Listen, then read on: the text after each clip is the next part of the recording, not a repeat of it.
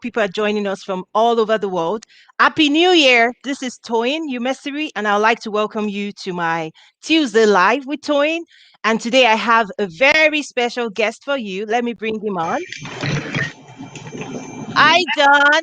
Hey, So, wow, John is a very, very dear friend to me.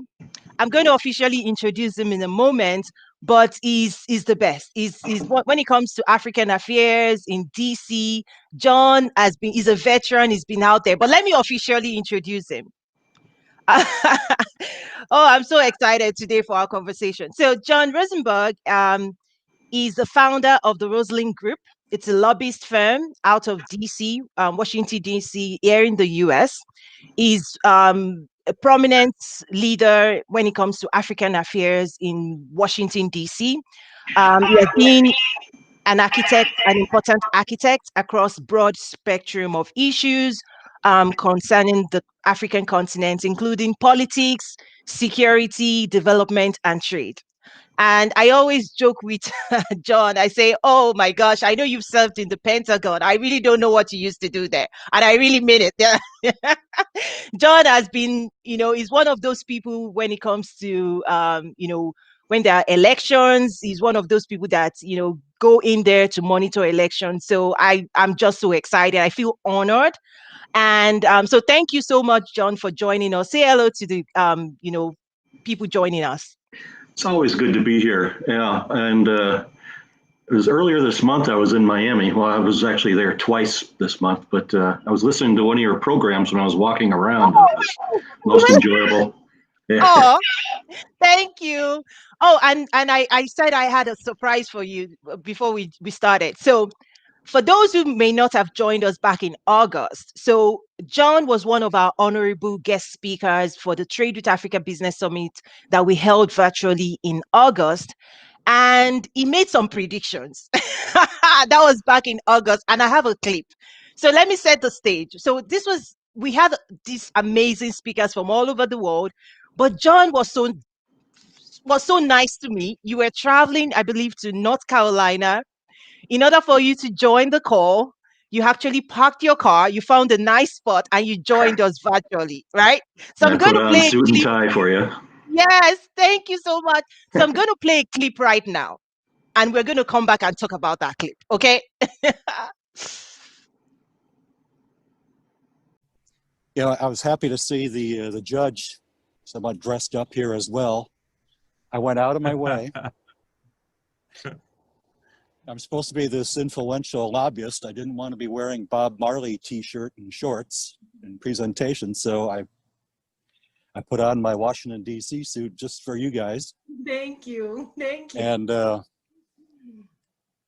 probably switch back since I'm in a rest area right when we're concluded here. But okay, so President-elect Joe Biden. What's the landscape going to look like? This is a parlor game we play every 4 years in Washington. It doesn't matter if we're coming into a second term of a presidency or a first term. And I don't think I'm going out on much of a limb here by saying Joe Biden's going to be the next president. Could be wrong. I'm wrong quite a lot. But again, we play this game every 4 years. So what does it mean? How is the engagement going to change internationally and with Africa? And it seems to be the same wish list every 4 years. And I've written the same articles myself. We have to do this, should do that, should focus more on this. We have to do more trade. Frankly, nothing much really ever happens. My guess is Kamala Harris is going to be the vice presidential pick. And that would be my pick too. I just sense that that's the winning ticket. Again, these are all parlor games. Who knows what's going to happen?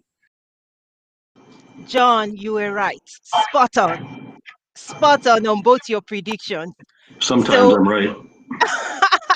you were right on Joe Biden being the next president-elect. You were also right on his vice president pick, because this was back in August where these decisions weren't yet made. So what do you think about that?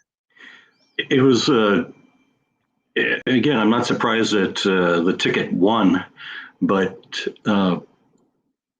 my God, what a turnout there was. 150 million plus people. I mean, just staggering amount of turnout. But I was surprised, and I was wrong here, that we didn't gain in the House, and I thought for sure the Senate would turn, and that did not happen. So, yeah, can't be right about everything. John, your crystal balls, they're really spot on. One of the questions I have today is like, what's the temperature like, with this new transition? We all, watch the news, we see all the what's going on out there, but you are very, very close to what's going on. I remember a couple of years ago when it was being transitioned to Trump, you and I spoke, and you basically also shared so much privately with me in terms of what that transition really means for the city, right, and for politics in general. So what do you think right now? What's going on there? Well, it's going to be back to business as usual to some degree. I mean, it's the same cast of characters for the most part that we've seen before, and that's both good and bad. It provides some certainty, of course, but frankly, I get tired of the same old people over and over and over again. And I was kind of hoping that Biden might mix it up a bit. And there have been some interesting choices, like the UN rep, Ms. Greenfield, and that's positive for Africa, given her background as a former Assistant Secretary of State for Africa. But yeah, by and large, it's the same old crew.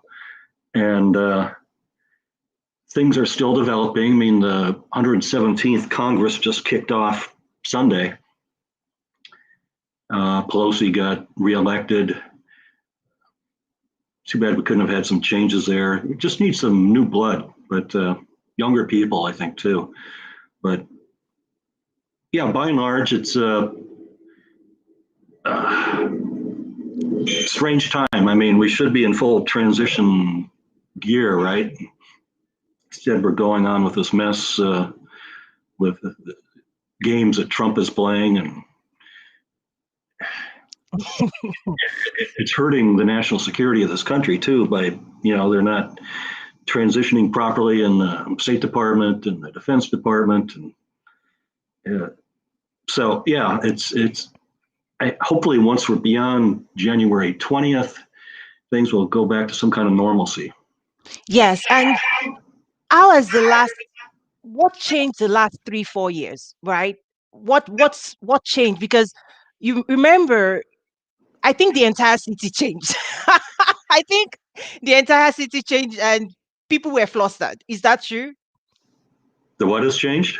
When it comes to the lobbying landscape, things shifted the last 3-4 years, correct? Well, there too, it goes back to kind of normalcy, where it's the same players, but the good lobbying firms, it doesn't matter who's in control of Congress, who's in the White House, and I think of myself as being adaptable. I mean, I did quite well under Trump. It was a disaster for the country, but decent for those of us who had some means of accessing that White House. But yeah, it'll be a reshuffling somewhat. People scramble to get Democrats on board. Wonderful. And let me shift gears a little bit. I don't know if you're following like the Continental Free Trade Agreement, the African one. I personally feel like there was a lot of skepticism in terms of, will the Africans pull it off? What does it mean? And it's here. January 1, trade started. I mean, there's still a lot of work when it comes to implementation. But what's your Years of take? work, yeah. Years of work, right? But how did how did the US handle that? How do they see it? Everyone's excited about it in my world that with whom I interact. I'm a skeptic, and without any apology, I'm skeptical. But it'll take a long time before it really takes off. But yeah, it was a good start to the new year, right? I mean, first it was good to just get rid of 2020 and just get rid of those numbers. And after January 20th, again, maybe some sense of normalcy here. But in my world, yeah, people are taking it seriously as new ways of accessing Africa. And but it's just going to take years till these border situations and all the customs and all that gets sorted out. Yes, yes. And also Kenya-US relations within the context of the African Continental Free Trade Agreement. That was kind of like an interesting one where the continent was moving forward with AFCFTA and, US kind of tried to, I mean, it makes sense for US, but for Kenya, it was also good because not just was Kenyan leadership working on a trade, bilateral trade with US, they also pulled one off with the UK. What's your take on that? As we've discussed many times, you're more of the trade person, so I guess your insights would be better on that. Kenya was a logical choice, of course. Just as a quick aside, change the topic quickly. One of the things I've been doing has been facilitating phone calls between not just African, but other world leaders, presidents, prime ministers, with President-elect Trump. And Kenya's Biden? one. Did you mean Biden? Biden. Okay, good. Uhuru is one that was working on getting a phone call worked out, but they were just kind of dragging their feet. Same with the Congo and some other places. So and now Biden's no longer taking these phone calls. He's too busy with COVID and everything else. But yeah, in terms of that, I mean, again, your insights are better than mine, but what's your take on it? Well, I think it's good for US to really get that market, like just get one big market with a great relationships, and US companies can use that as a launch pad. Really, that's the way I see it. It used to be South Africa, right? South Africa for the last, 15, 20 years was always Africa. It was almost like South Africa was synonymous to Africa. Like if you had an office in South Africa, everybody felt like they had conquered Africa, not realizing that was just one country within the 55 countries, It right? used to be. It used to be you'd go to the Africa section in a bookstore, and that's all it was South Africa apartheid books. You couldn't get anything on Nkrumah or anywhere else. But yeah, you're right. Right. So for me, several things are happening at the same time. There is more competition on the continent. When you think about the moves Ghana is making, right, diplomatically, with being the secretariat for the AFCFTA.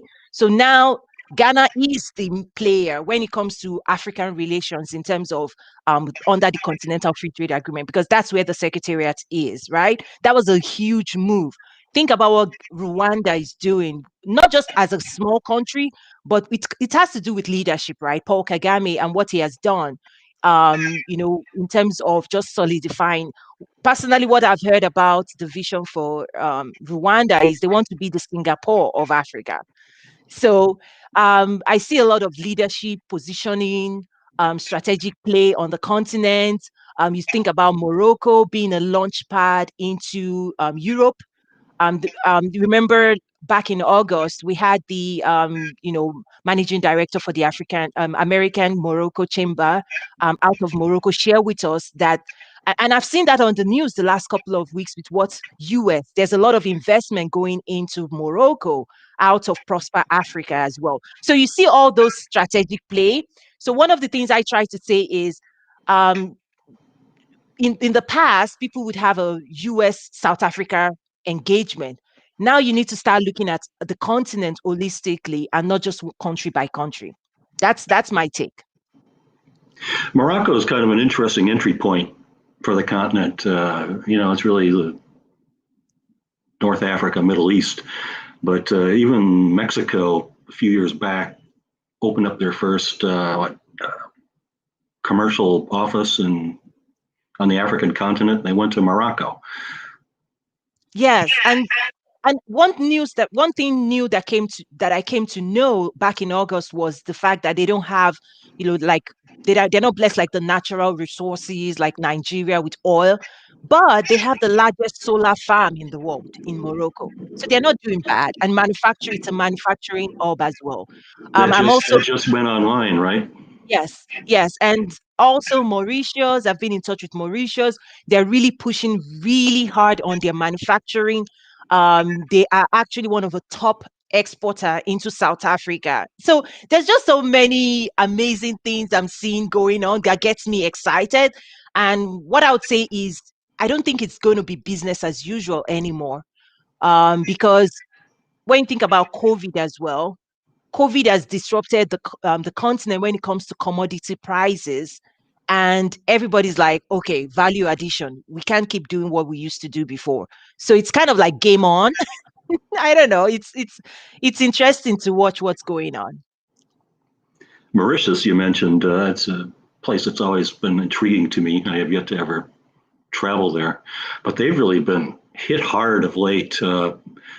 COVID came down hard, and of course, it killed their tourism industry, and now two shipwrecks with all the spilled oil. Yep, yep. Okay, so yeah, let's shift a little bit to one of your specialties, security. When you think about American interest on the continent, a lot of it also has to do with security, right? So, what's your take right now when you think about northern Nigeria? When you think about what's going on in Ethiopia? Um, what's just your general outlook out there? It's funny. Just 7 years ago or so, we were extolling how great it was that Africa was largely at peace. And it was for the first time in our lifetimes that things were in such a positive direction. And now all of a sudden it's hair raising what's going on across the Sahel and Nigeria, you mentioned. Uh, who knows what's going to happen there with Ethiopia and Egypt? I mean, can you imagine them going to war? It's just, it's crazy. And who foresaw, I mean, at least I didn't, what's going on in Ethiopia internally? I mean, it's, it just seems like the continent has gone backwards in a big way. Instability in Mozambique as a country that should be prospering.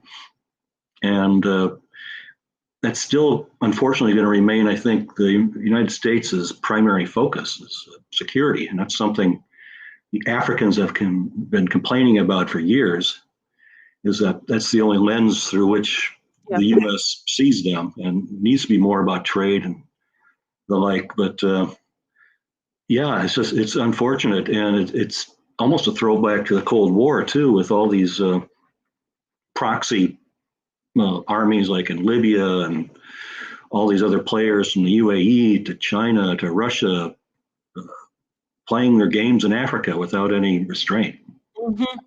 I think that's the biggest concern I have is when you think about the chessboard, right? There's no checkmate. There's no I would have expected like the African Union to probably do some checkmating, but that's my own concern is what's what's the checkmate? What's going to basically keep this in check? That's the biggest concern I have. I don't see and that's really US would have played that role under different administration, but I think the last couple of years with British exits, the Europeans have had their own issues they had to contend with, and with US under the Trump presidency, there's been, I mean, internal priority issues, and I think the last 3-4 years, that's where this has actually happened, where there's been no check of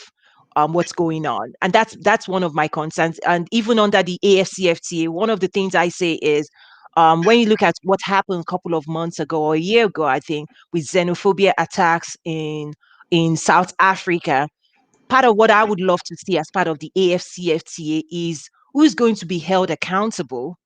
Okay, if you're saying, okay, we want to trade as one African market, and say Nigerians go into Ghana and establish businesses, and then something flares up and you lose life or property and all of those things. What's the plan?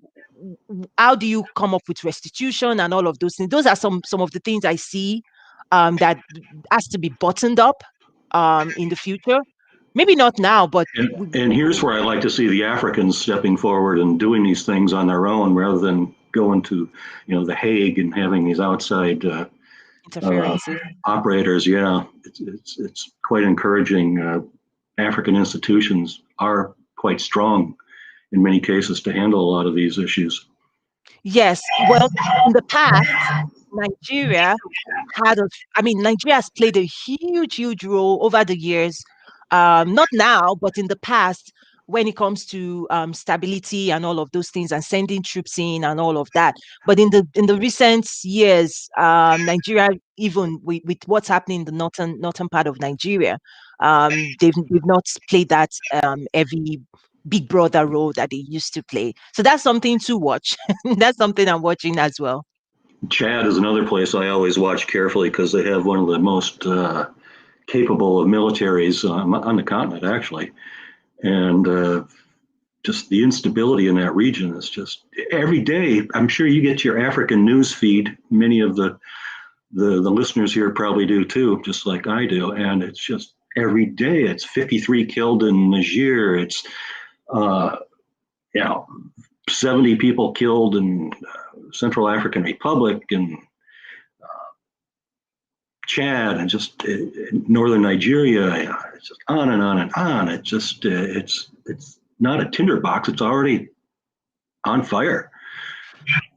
Well, but one of the things that you and I are able to do that most people cannot do is not able to separate. We are able to separate, you know, the continent is quite large. It's just like the US. When you think about all the things happening in the US or Chicago, there are things happening every day.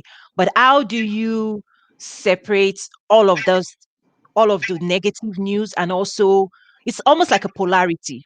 All of this can be true, yet you can also see advancement in trade, in investment. You can also see growth in that space. And I think that's one of the complexities in handling Africa, that an average person is not able to hold those two polarities to see that both things can be true at the same time. I think that's one of the challenges. And then also the Africans not managing the press, not managing the how do I say it? The Not brand, PR. the PR, right? Not managing the stories that get told out there to be able to say, okay, there are negative things coming out, but what are the positive things that businesses and executives might be interested in, to say, oh, the entire continent, 1 billion people, that it's not, it's one side of the coin. Tell us the other side of the African conversation when it But comes to commerce. this is an age-old problem that it goes on and on and on. I've been following Africa since I was a child, and it's the same narrative. It's like all these negative, negative, negative. Starvation, and they need help, and all negative stories. How do we get out the good stories? It's hard. The question, who's responsible for that? Well, as a former journalist, let's face it, negative news sells.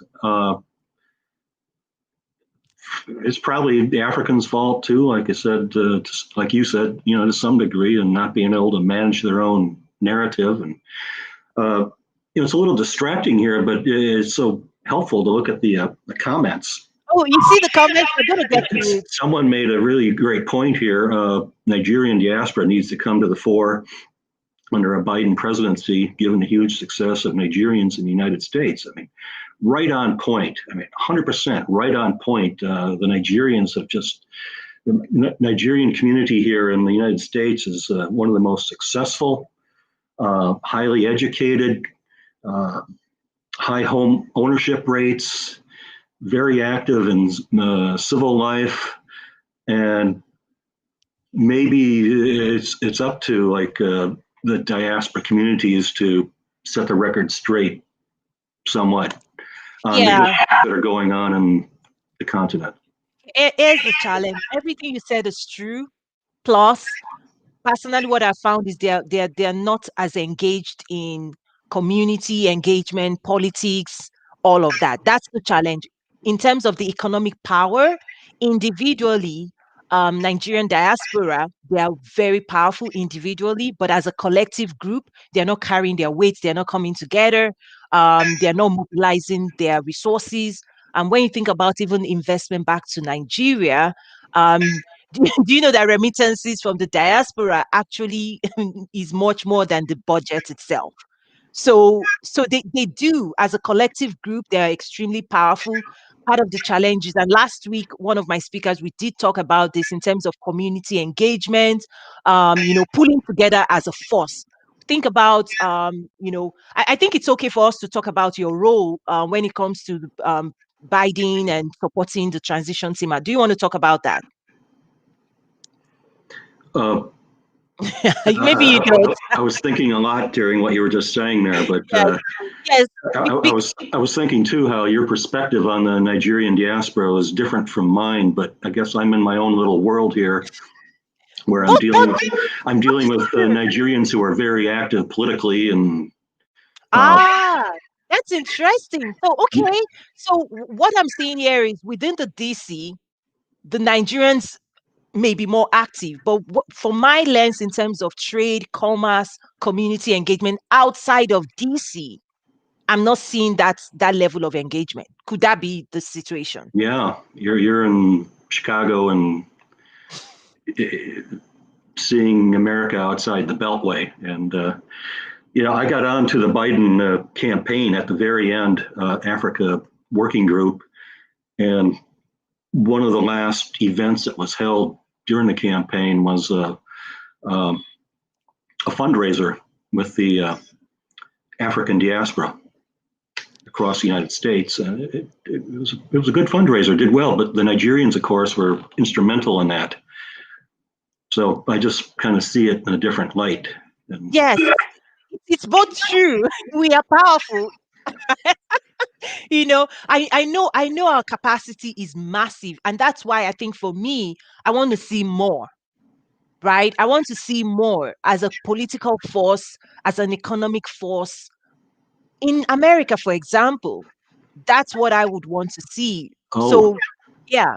one thing I would encourage everyone to Google and look into in my home state of Minnesota, uh, the African people have citizens, U.S. citizens, have become very active politically. In fact, in about 18 miles from my hometown is a kind of a sister city. A 28-year-old Ethiopian guy, young guy, obviously, ran for city council and won. And I'm so excited by that. And of course, you have Representative Omar. But all across Minnesota, it's all Germanic and Scandinavian people like me historically. You have this African influx, and the people are participating, and it's exciting. I'm really happy that like the young man stood for office and actually won. A town of Yes, 25,000 people. It's almost all white. yes. And here in Chicago as well, Amara ran for mayor of Chicago the last round. So and that we need more of that. It's not enough. It's very exciting. Yeah. Yes, yes, yes. I'm super excited as well. I think it's a great time. I like to say it's a great time to be African. I'm telling you. When are you running for the U.S. Senate? Thank you, John. Thank you. No plans. I want to make See, some money. Durbin is not retiring anytime soon. No, You I should run want for to make Congress. money, John. I want to make money. I'm a businesswoman. First, let's make money. Let's She do would be a deals. great candidate, right? Everyone listening? No, no, thank you. For now, Let's if you want draft to do Toyin right trade, here and now for come Congress. on, John. If you want to do trade, if you want to buy, if you want to sell, if you want to do it at scale, check on me. Politics, talk to John. He's your guy. Well, I you were asking earlier about Biden and the sense here, and we got off on the diaspora conversation, which is good. Mhm. But Yeah, Africa is going to remain like it always has, just not even on the back burner, just an afterthought. That's not going to change. I mean, so much going on in the world with COVID, and now one of the things, of course, that huge cybersecurity breach is it's just gone through the U.S. government like a bolt of electricity, such a wake up call. Uh, and I don't know that we can even really defend ourselves against this in the future, but we don't know the extent of the damage. But one place I'm also looking at from a business standpoint is Taiwan. Mm. I'm not all about Africa. I do work with the rest of the globe, but what can happen there? War with China. It's hair Oh. raising to think of the consequences, and you have Russia, and there's so many things that are front and center right now that Africa is still going to remain kind of an afterthought, and that's just we're going to have to live with that. Yeah. Now, So I think it could be good in a way that it actually gives Africans an opportunity to craft their own future, to be in charge of their own future. Because I actually feel like the AFCFTA moved really fast because there were limited interferences externally, right? Oh, Africa always has that external pressure. It has always had that. So in a way, I would want to see Africa play a front role, but there's also advantage when it comes to strategy where people don't know your moves. Think about China today, right? If China showed all its cards 20, 30 years ago, China would not be China today. They play the game, and I tell Africans, you don't need to say everything out there in terms of your moves. Think about where China is today. 30 years ago, people were like, "Oh, China, okay, I well." think I think Deng Xiaoping is the most underestimated and perhaps the greatest figure of the 20th century. I mean, it doesn't have. I'm not saying he's good, but That's it. yeah, And even for me, I've seen it even in my world that there's power in being underestimated. I've been underestimated, John. that's hard to believe. But as someone who has lived in China and I've traveled quite extensively, I haven't been there now for about 10 years. And from what I see on TV and online and the like, it's already just changed dramatically in just those 10 years since I 10 was years. last there. Right. So I think for Africans, I don't think they need to worry too much about everybody clapping for them yet. I think they should just keep moving forward with their strategy under the AFCFTA. I think they should have a solid export development strategy, the right market entry strategy. I also talk about AGOA. AGOA. So part of the reason I've gotten so involved with AFCFTA is because when I think about AGOA, African Growth and Opportunity Act, for those who are watching and may not know that, this is a US policy that has been on the books for over 20 years. Since And the it has, Clinton administration. I'm sorry? Since the Clinton administration. Exactly. And what it did was open the US market to over 6,000 products coming from sub-Saharan Africa, free of duty and without quota, which is almost equivalent to what we're talking about when it comes to the AFCFTA, lowering tariff or eliminating tariff. And what I would say is the non-tariff barriers like standardization, all of those things are even more work. They are hurdles that have to be overcome. So for me, I say AGOA, you didn't win when it came to AGOA. You did not maximize it. Certain countries like Kenya benefited, but certain countries like Nigeria barely even scratched the surface, right? So even though AFCFTA is in the books on paper, if the private sector is not engaged, if they are not trained, if they don't understand export development or market entry, it's just on paper. So that's one of the reasons I've developed training.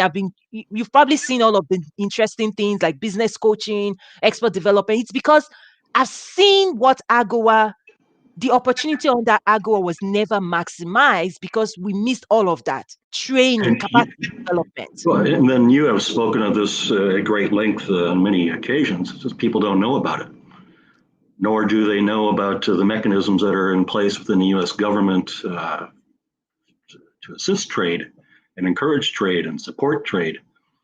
People don't That know about it. It's back to messaging. and that's it. So I've brought in Department of State. I've brought in Exim Bank, Export Import Bank. I've brought in USTDA, USAID. That's one of the reasons I established the Trade with Africa Business Summit was exactly what you just described. That there were mechanisms, there were resources, there were instruments, there was support already in place, like already in place to support and advance trade with Africa. But as I sat in the private sector in corporate America, buyers did not know about AGOA, neither did they know how to use it. And every year you have the AGOA Forum where US political and African politicians come together, they sit at the table and they're like, AGOA, yes, AGOA, what does it mean? How are we not performing? And I'm sitting in the private sector, I'm going, you don't have a buyer, you don't have a seller, you don't have the financing institutions in the room, and you think you want to do trade. Good luck with that. That's that's Yeah. that's my that's my concern. This is not, when the politics, when policy is in place, the next set of engagement is private sector, and when we miss that, nothing happens. That's my observation. And this too is just something we've been talking about ad nauseum for years and years and years. I mean, it's just, yeah, people are not aware of these opportunities, and Right. it's always something we're talking about. Yeah, increased trade.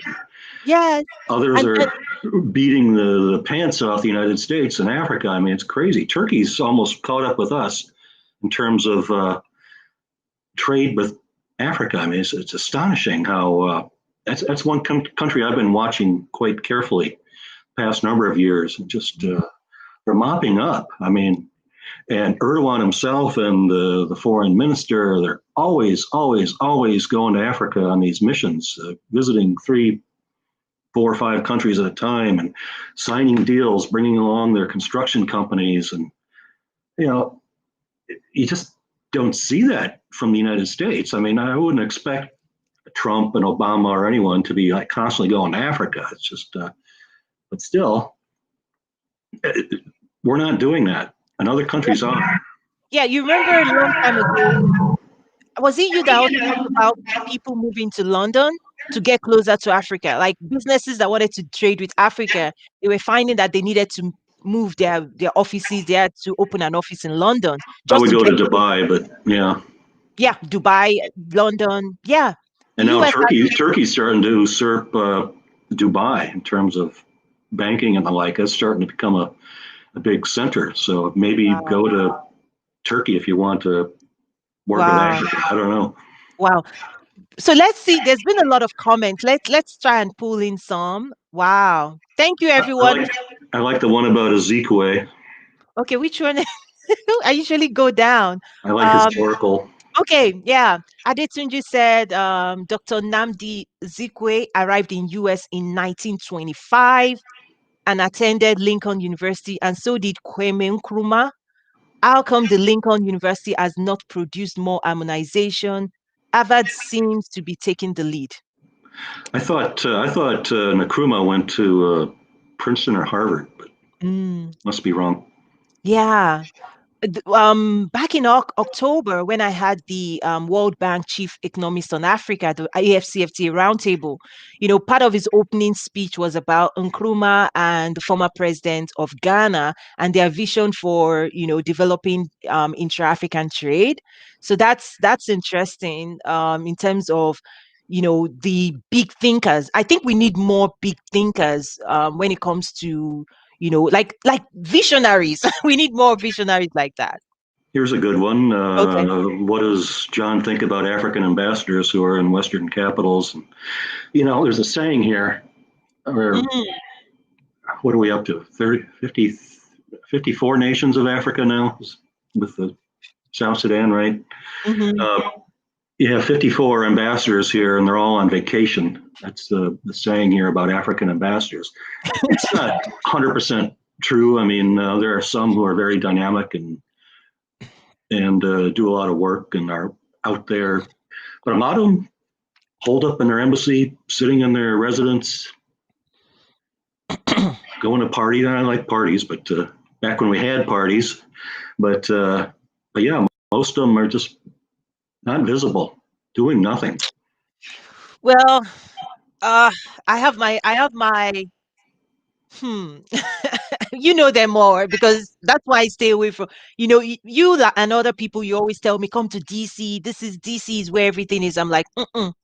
No, You've it's told me true. so many times, like, come to DC, Toy. I'll show you around. I'll take you around. You meet so many people. I'm like, not now, right? Oh, why Um, not? why Oh, not not? now because of COVID. No, well, even without COVID, John, come Oh, come so on, much better than Chicago. Come on. John. Here's the deal. I come from the business world where we say you get 1 point for talking and 9 points for doing. I'm not like people look for photo ops in terms of who can I take pictures with and put it out there. Like, so, so what? Right? For me, if you come to call me and say, hey, Toyin, I want to ship XYZ from my country. Can you help me train my small businesses? Can you help me develop? That's what I want. And a lot of them, let me I don't sometimes I like to be diplomatic. Maybe I'll shoot straight. A lot of them are not ready to do the work it takes, okay, to actually take advantage of trade policies, to actually mobilize the youth, the women. This thing cannot be outsourced to another person to do, which is what a lot of the leaders they think. So even within the context of AGOA, this is what I try to say, which is my own way of just being funny, but it's true. If somebody brings a food in front of your table, they give you food, they give you fork and knife or spoon, right? You should then learn how to feed yourself. No, people are still like, feed me, do it all for me, right? And Now that's not, you're talking about American business people, well, no, or I'm what? talking Or who are you I'm referring to? also talking about a lot of the strategic, those that should be playing a strategic leadership role on the continent of Africa, right? Waiting, like a lot of the things they should be doing if they don't have um donor funds, so foreign aid. I'm moving into the foreign aid versus foreign trade conversation. If they don't have donor support for those engagement, the work doesn't get done. Like youth empowerment, women mobilization, capacity building, export development, market integration. These are all things that are game changers for economic development. Expecting external people to fund that's one of the problems that I've seen, right? When you think about export strategy in the US, export, baby, export, right? Export, like the more you can open your private sector to expand their product distribution to newer markets, which is what AFCFTA has done for Africa, to say, don't just sell for Nigeria, sell to Ghana, sell to um, you know, just expand as a private sector, but the work it takes. And I shared on January 1 on Al Jazeera that small businesses cannot compete on the continent. They need support, they need training, they need mobilization. And all of this work, if the government is not ready to invest in it, then how do you grow your economy? I don't know. Do you know how else do you grow an economy without exports? No, but that these government instruments are. You're exactly right. Something that needs funding on a big scale and support for small, medium-sized businesses to do business in Africa.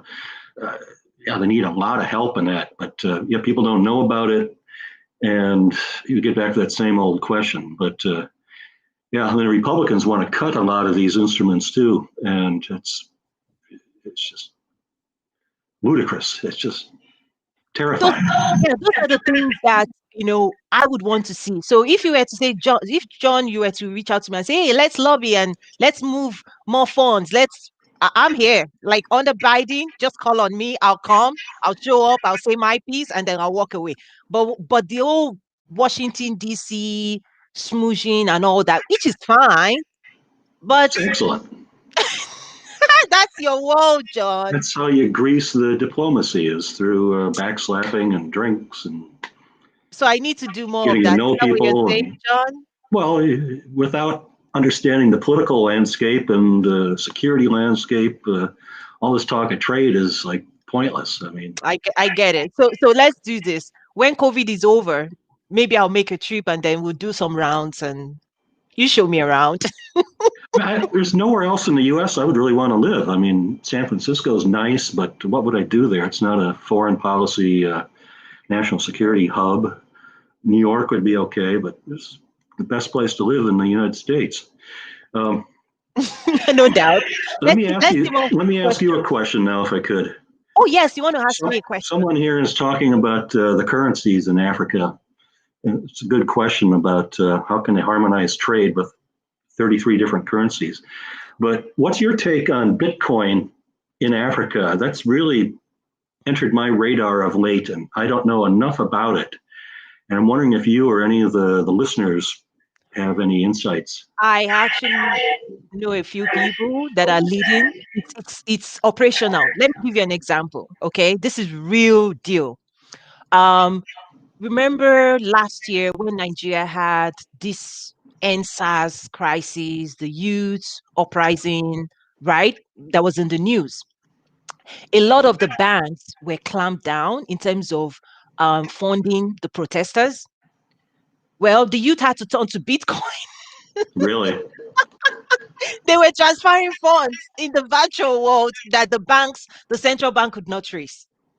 So it's here. Like many people may not know about it, but when they were pushed to the corner and banking systems were tracing, oh, you're funding this, you're funding that. Well, they just moved. And I even had someone, just as you and I are engaging, just before we went live, was like, Toey, they just seized my money. I'm going to do XYZ, right? Like for real. Like they're like, okay, take that money in the bank. We're moving into virtual. So the youths, they're heavily moving in that space. So it's real. A lot of the times when you talk about fintech and financial inclusion, financial technology, in a country like US, where a lot of infrastructure are already in place, you really have to make a business case for it. But on the continent, Kenya is leading when it comes to M-Pesa and financial inclusion, digital tech, all of that. Africa has a ready business case and they're implementing it as we speak. Because there's still so many people unbanked that instead of, and this is where we talk about leapfrogging, instead of taking them to the bank and then Bitcoin, they're just skipping the banks in certain areas right now. So it's huge, especially in Nigeria. But part of the challenge they have is regulation, right? It's not being regulated yet. Um, I'm also watching what's going on with e-commerce, payment systems. One of my friends, their companies just got acquired by Stripe for $200 million. And all they do is just think about the PayPal of Africa, right? They're kind of like the PayPal of Africa and they just got acquired. So things are happening within the digital space. There's a ready business case for it. But it's the establishment have no idea what's going on. It's really in the hands of the youth. And The that's where Africa is at the forefront of this and has the Yes. most to gain from these cryptocurrencies. And I just don't know much about it. Yes. I was representing Zimbabwe last year. They were my client, and spent the entire summer there in Zim. And here were these Bitcoin places all over, but I never quite understood what they were about. If you Yeah. walk in, what do you do? And Yeah. I mean, if you want me to put you in touch with some interesting people, they can they can tell you more. Also about the question on currency, there are some interesting things happening. Particularly when you think about African Export Import Bank, they're actually putting in place some systems where you under intra-African trade, you don't have to convert to US dollars anymore. Okay. Because right now, if Kenya wanted to buy something from, say, Ghana, you first had to go purchase USD, right? USD was being used as a common denominator to trade. Well, there's work in place now to eliminate that. And those are the things US is not looking at. Yeah. China is also playing some interesting roles in terms of making Nigeria the clearinghouse for Chinese yuan on the continent.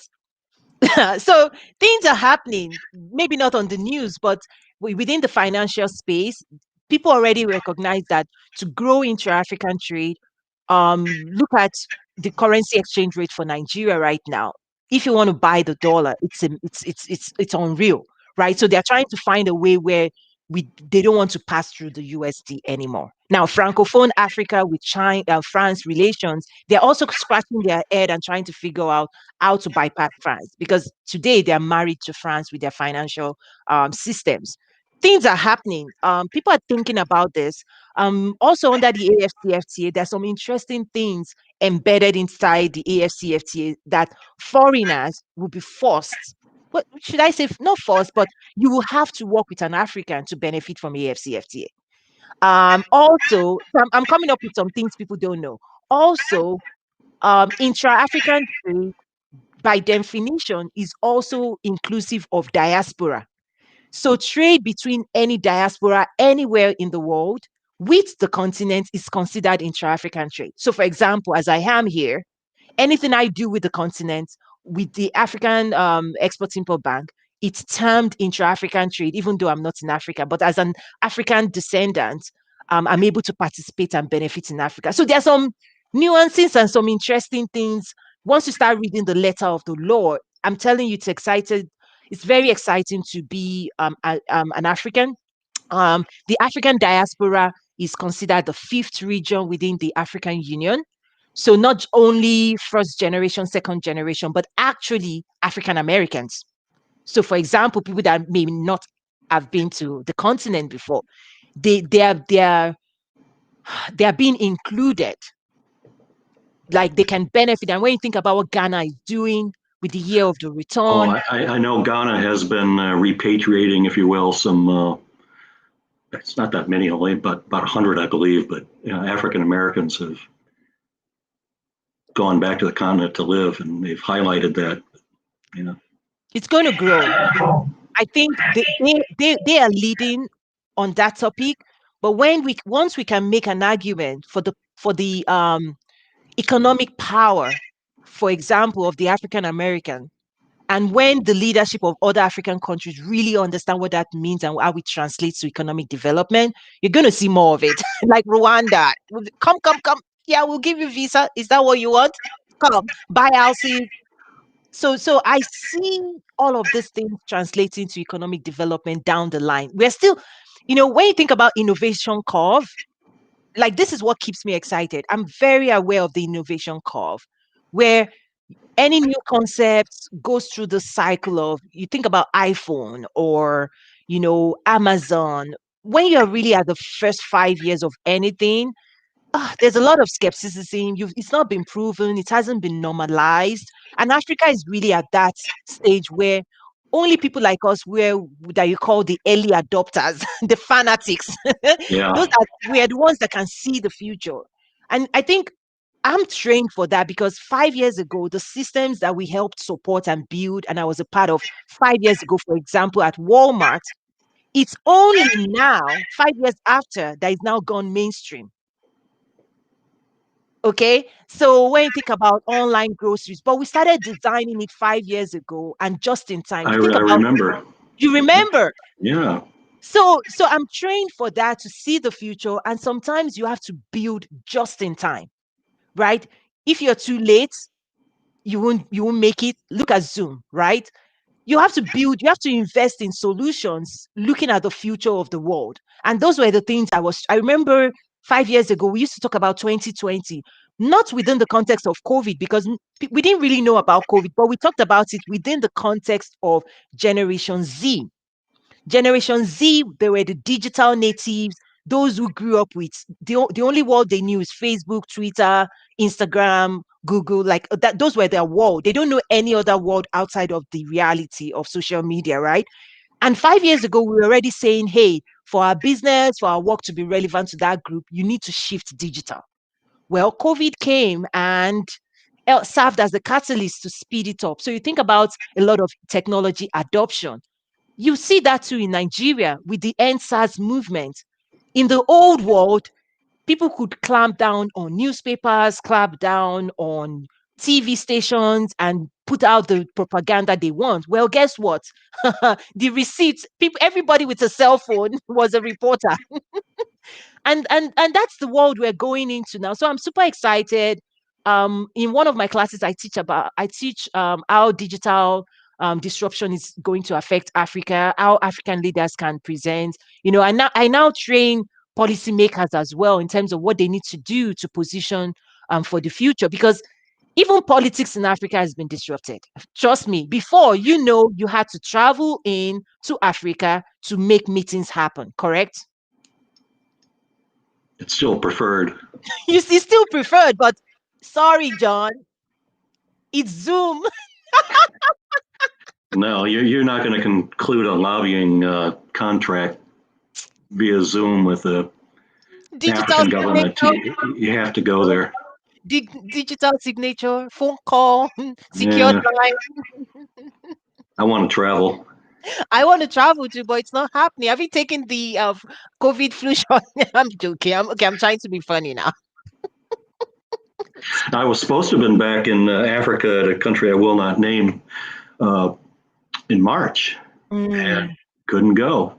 So yeah, it's but the lobbying business. Getting back to that, it's booming right now. Needless to say, Mm. and you have to travel. I mean, I'm ready to go. I haven't had any COVID shots, but I've been flying domestically. It hasn't stopped me, and I'm ready to go. I have some interesting things in motion in Africa, and we'll see where this takes us over the next 4 years. But Yeah. Did Ghana ever come through for you? no, I had a connection there with their finance minister, and it just never. Again, I should probably go to Accra, right? But no, We'll see. I'm not really looking at it either. But Yeah, I'll like link you up. There's some interesting things. I think AFCFTA. I think you can actually help your people in DC understand it better, because I think I don't want them to miss the boat. There are some incredible things happening with AFCFTA, where this is a good time for president elects and to really extend their goodwill towards the continent. I think that's the first thing that has to happen, to send a clear message to the leadership to say, hey, we see you, we see what you're trying to do, we understand your aspirations, and we would support you on that journey. I mean, well, that's because trade and development is not my forte, I have people in my stable who work within Prosper Africa, which is the big vehicle for U.S. Africa trade. And a longtime friend of mine is retiring from USAID end of this I month. think I know the person. Yeah, and he's going to be quite helpful then for assisting me in offering USAID abilities, because it's a confusing organization unless you know it. So Yeah, it's people who knows you. It's the same everywhere. Wow, we are seeing more comments. Which one do you want to pick? I'll let you pick. You've done a good job picking today. um now someone was saying something a while ago about the cryptocurrencies, but it seems to have yeah. scrolled down. But Yeah, I see Ellen saying Bitcoin, virtual mobile banking, and cryptocurrencies will thrive in Africa since Morocco has spearheaded this technology. This is new and not I'm replaced. seeing LinkedIn invites from people here. Please feel free. I welcome Yes, that. And yes, also, I do have a Twitter feed, Africa focused, at latitude 90, even though yes. it's North Pole. I picked that many years ago. Yes, I think I tweeted last week on Twitter and I tagged you, letting people know we'll do this. So even after this as well, I'll share more. So okay, how else can people reach out to you? Twitter, LinkedIn, That's anyway, the that's it. best, yeah. Awesome, Oh, I awesome. do have a website. It's very nascent, if you will, theroslandgroup.com. Uh, I think I was talking to you about that. I did it on my own. I'm not tech savvy, and it We is can what help. it is, but feel free. And we're at noon here. I have to get Yes, going for the things. yes, But, yeah, 1 hour. Yeah, thank, so thank you, and thank everyone for tuning in. This is I enjoyed the comments, and oh, always good to be with you. no, thank you, John. I'll let you go shortly. So we're going to make this video available. Do you still write? Where can they find you, your writings? I'm, aside from the tweeting, no, I'm not doing much in terms of writing anymore. Yeah. But you can find some old writings. I know you've quoted me before, but thank you, John, for being a friend, for being somebody that can always guide me and say, no, Toy, this is what you need to do. And I look forward to visiting you in DC. What did you say? Yeah, you got to come to Washington. Okay. Yes, sir. So, okay, I'm going to let you go now, but then I'm going to announce our next speaker. So, thank you, John. Do you want to say bye to everyone? Bye, everyone. Thank you for tuning in. Thank you, John. Good comments. Okay, fantastic. Thank you. Bye-bye. Wow, John was amazing. Thank you everyone for joining. Before we go, I want to announce next week's speaker. Same time next Tuesday. Is Professor Joseph Mbele is going to be my guest next week, and he wrote this book. This is a book he already sent to me. It's called Africans and Americans Embracing Cultural Differences, and why I think it's so important for this conversation. And this is the back. Think you can see. So he's going to be my guest next week. I think it's going to be important as we talk about diplomacy and also trade for private sectors looking to engage on the continent. I think, especially here in the US, it's important to understand what are the cultural differences, what are the nuances, what are the expectations. I mean, when you do trade with China, it's always important to understand the cultural differences as well. So I'm looking forward to next week. I see a whole lot more questions, which I'll try to respond to typing. Feel free to reach out. Our email is info@nazaru.com. Do check us out at Nazaru. It's been a great pleasure. I also want to just say thank you to our sponsors. I would play a video now. If you're looking to sponsor or also feature your brand through advertisement, please do reach out to us as well. But I want to say thank you to African Export Import Bank for being one of our partners in promoting the Intra-African Trade Fair. We help promote that as well. So I'll play a video now and then come back and to wrap up. Join Africa's largest trade and investment fair in Rwanda. Intra-African Trade Fair gives you access to more than 1,100 exhibitors, 10,000 visitors and buyers, and more than 5,000 conference delegates from more than 55 countries. Participate in trade and investment deals worth $40 billion as business and government come together to explore business and networking opportunities at the International Exhibition. Brought to you by the African Export Import Bank and their premium partners. The IATF 2021, Transforming Africa. Thank you again for being such a delightful guest and viewing us today. Please do subscribe to our YouTube channel where we always house past editions as well. You can click on the bell on YouTube so that you can be notified the next time we go live. Thank you again. It has been a huge pleasure. My name is Toyin Umesiri. I'm the CEO of Nazaru. And I want to wish you a happy new year as well and stay blessed. Do follow us and see all the various programs we have to support you when it comes to your trade with Africa goals. I do personal coaching, group coaching. I also take on clients that want to expand their African trade and investment goals as well. Okay, thank you so much. Again, it's been a pleasure, and I look forward to seeing you again next week. Bye.